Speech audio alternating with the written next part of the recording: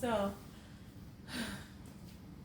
I have to put my head down because it just seems so sad when I think about how dating is nowadays or how people perceive relationships nowadays.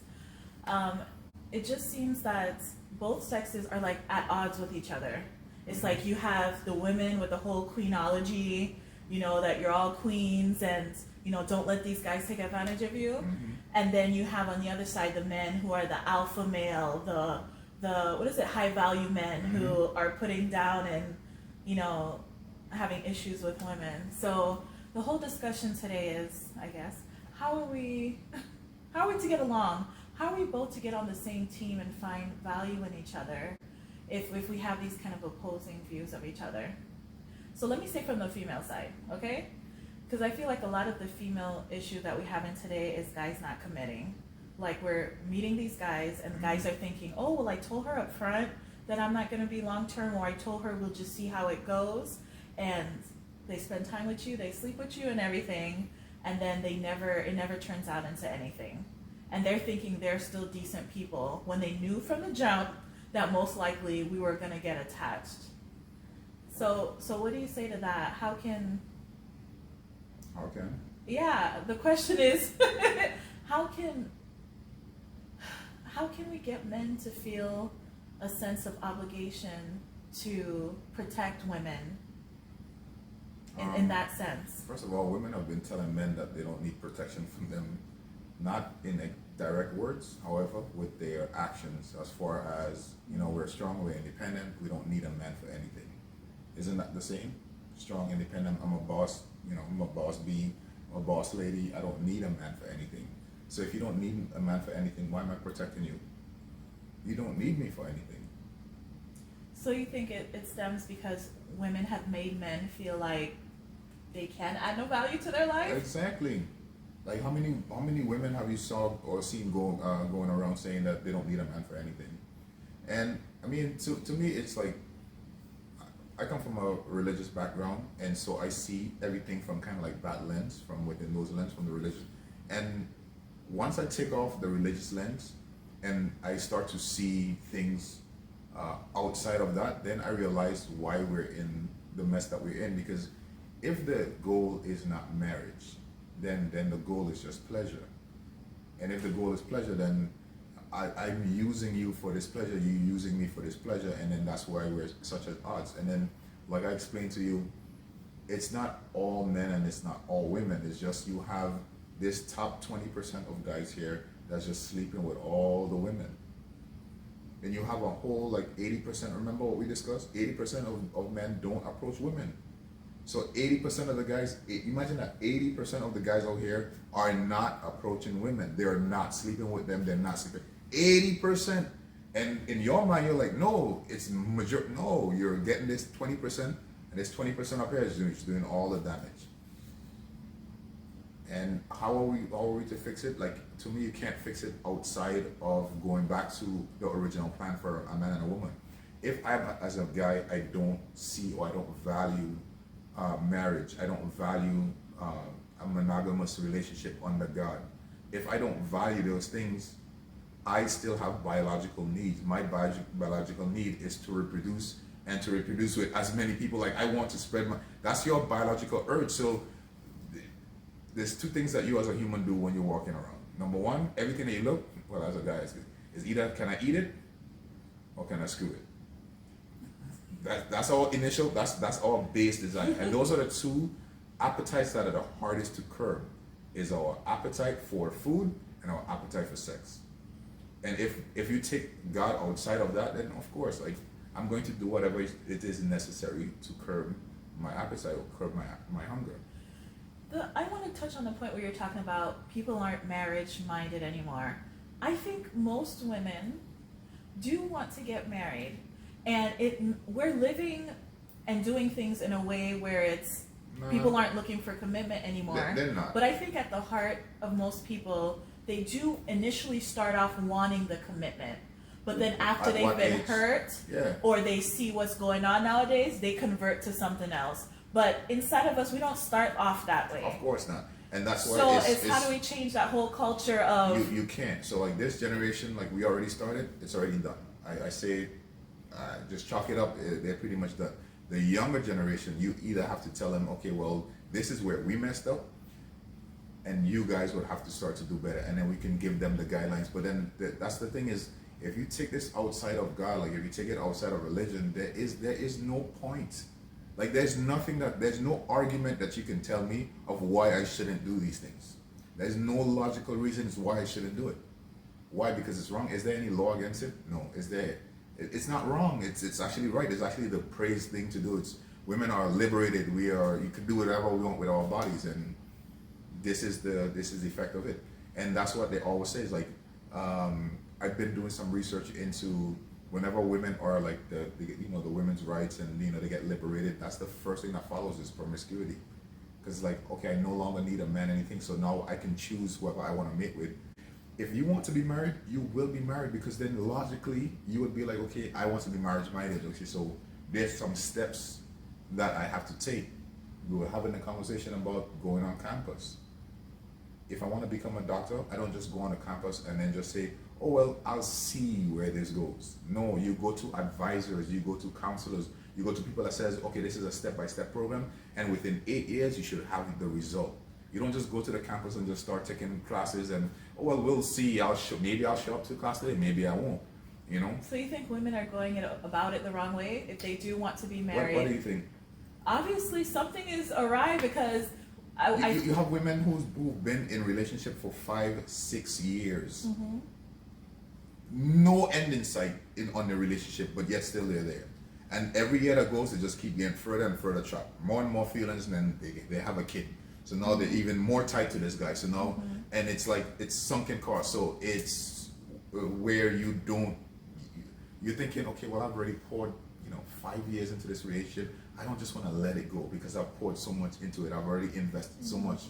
And it's just terrible. But if you start your relationships with the end goal in mind, to me, like I said, if the fact that we took God out of our relationships, it just shows that this is what happens when you do so. Because I'm thinking about it, right? Mm-hmm. Think about it. So if you have to go back to the old school way of thinking, right? Are we allowed to have sex before marriage? No, right? So immediately a guy comes up to you.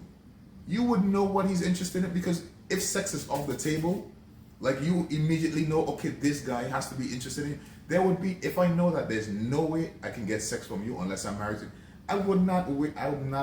no guy is going to waste his time talking to you unless he's interested in you. Okay, so is that something women could do now, is refuse to sleep with a guy until they get married? Then guys will see straight through that.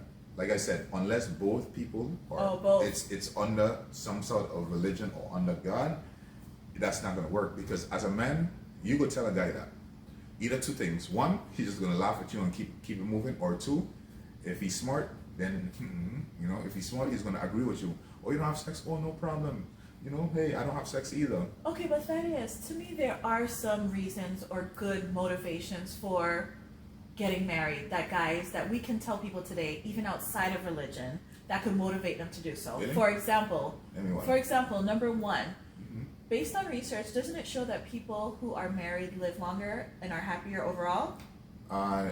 The divorce rate is 70%. So I'm going to say that's the people that have been together for a while, the ones who actually do make it and are married. So you're talking about 5% of people. Yes. So if I took you on a plane and up, and I tell you, hey, you jump out of this, you have a 5% chance that this parachute is going to open. You gonna do it? So if you're married and in a healthy marriage, that's only 5% of people. That's fine. I'm just saying, but if you are in a healthy marriage, you're going to, statistics shows that you'll live a happier life, right? The second thing too is these STDs. They're rampant, right? If you're only sleeping with one I'm sure most people at this point have had an STD or STD scare at this point. So if we push that, hey, if you're just sleeping with one person, your chances of STDs Remember are what less. I told you about the addiction.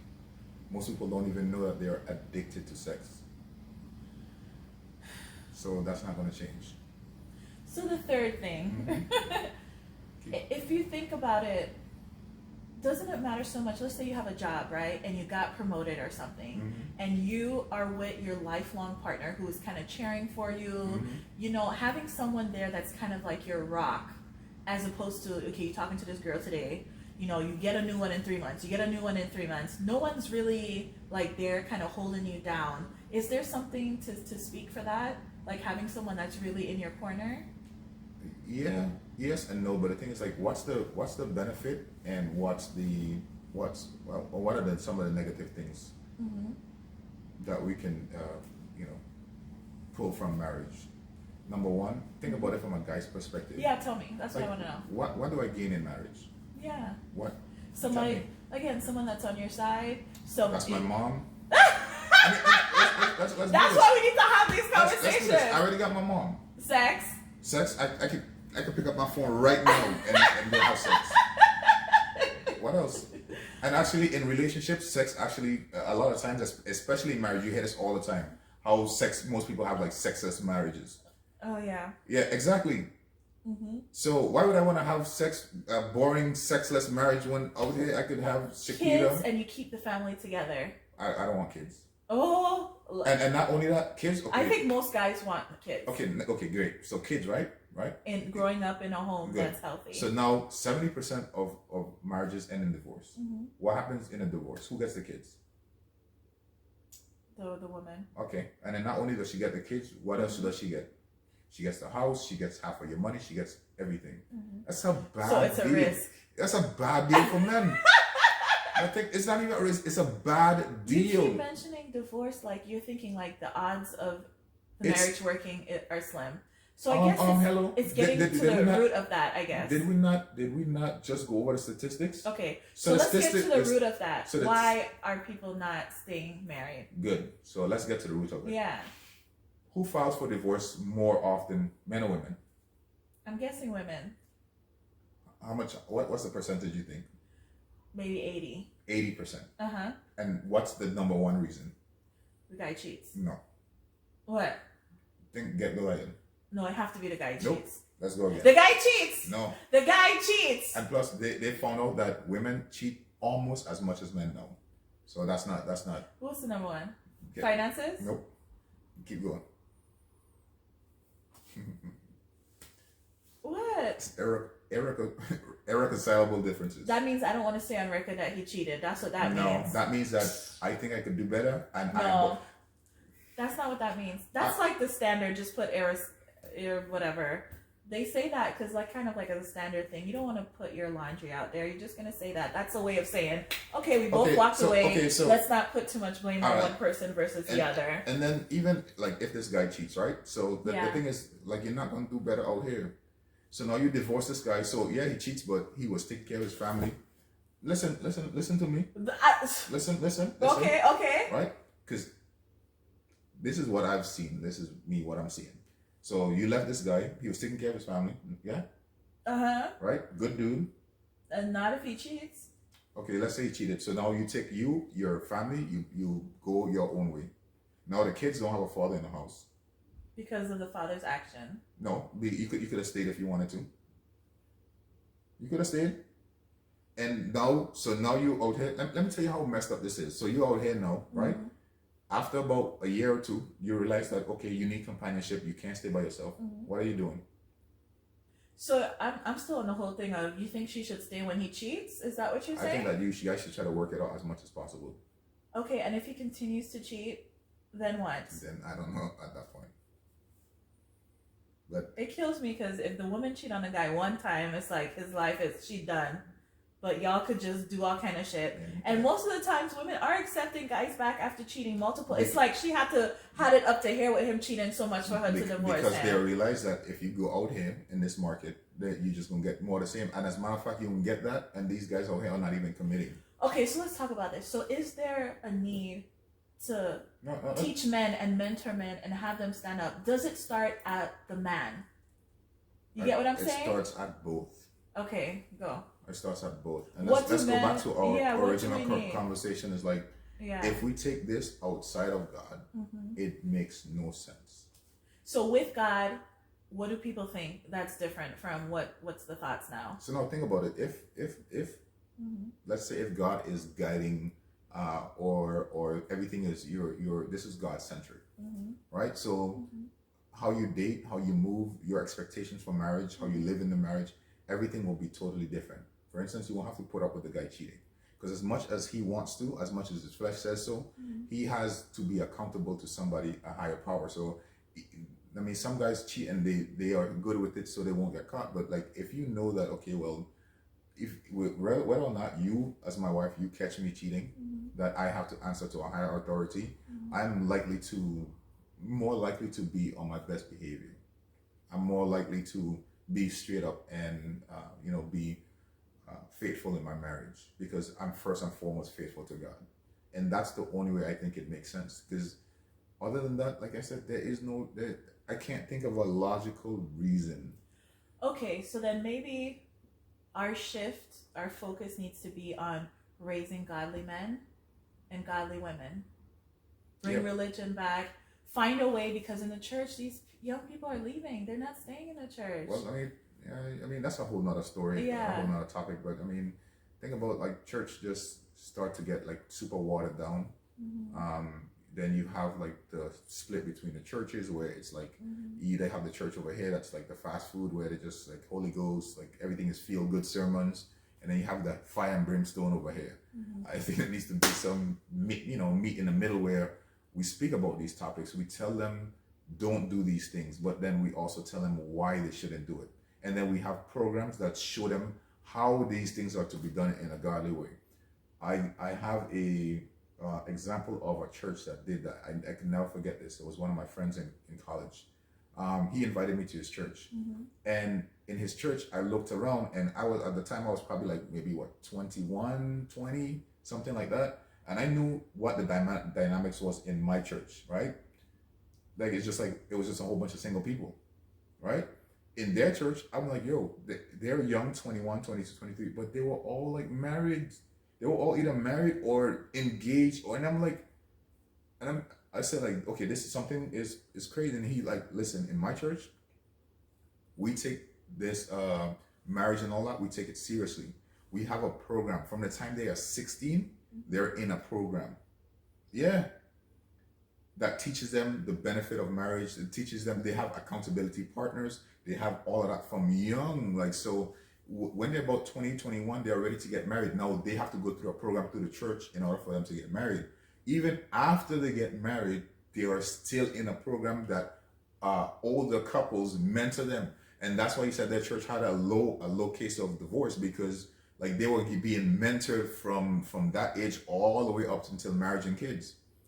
Like, what would you say marriage was in terms of, if we had to say the biggest decisions, the most impactful decisions we make in life that are going to change the trajectory of our life? That's number one. Number one. So it is what we need to focus on in church, right?